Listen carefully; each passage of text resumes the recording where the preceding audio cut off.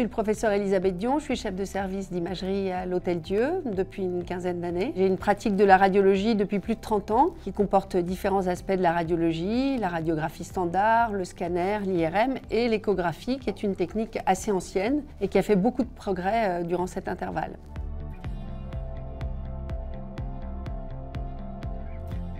L'échographie clinique dans la pratique médicale est très importante parce qu'elle va permettre en fait d'être un outil de complément à l'examen clinique quotidien du patient. Ce qui différencie Echopen des sondes ultraportables, c'est d'abord sa taille. Elle est très petite, très facile à prendre dans sa poche. Elle s'associe à un téléphone portable et elle est sans fil. C'est fondamental. C'est très facile à utiliser pour le médecin généraliste, en complément de l'examen clinique bien sûr, mais aussi pour les spécialistes d'avoir dans leur cabinet une sonde aussi pratique. Avec cet outil en fait qui intervient dès les études médicales dans l'idéal, on voit très bien nous en radiologie que les jeunes étudiants connaissent très mal l'anatomie. Quand ils arrivent en fait en situation clinique, ils sont un peu perdus sur les repères anatomiques. C'est vraiment des choses qu'ils vont pouvoir s'habituer à regarder, s'accompagner d'une image de traduction de leur examen clinique. Donc c'est très important. Il y a des situations cliniques qui peuvent être très intriquées sur un problème cardiaque, un problème pulmonaire. Avec une sonde comme celle-ci, on peut regarder s'il y a un anévrisme de l'aorte, on peut regarder s'il y a un épanchement pleural, on peut vérifier le cœur et regarder s'il n'y a pas un épanchement péricardique. Donc ça permet déjà de faire une orientation qui est très utile pour la prise en charge ensuite.